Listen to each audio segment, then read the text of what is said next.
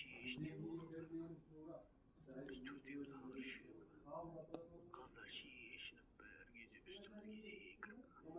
Biz de şişindirip. Gidiyor da bana. Bir dost falan garniturdun üstüne koyup. Ne istiyorsun? İncecisi var. Divanın üstüne koyup. Bir dost falan mikrofonun üstüne koyup. Bir balkonda. Біреу артық қой енді. Біреу екеуін беріп жатыр. Ол бір қыз, бір бала, екі қыз беріп жатыр.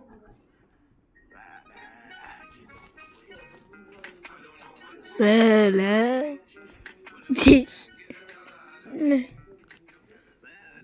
Жаман кетіп жатыр ғой.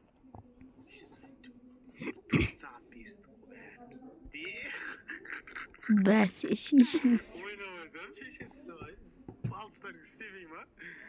Мен айттым өзгені мен пәкпін деп жігіттерін алып. Айтайын да не істейді екен деп бәрі тыңдап отыр ғой шеше. Конечно.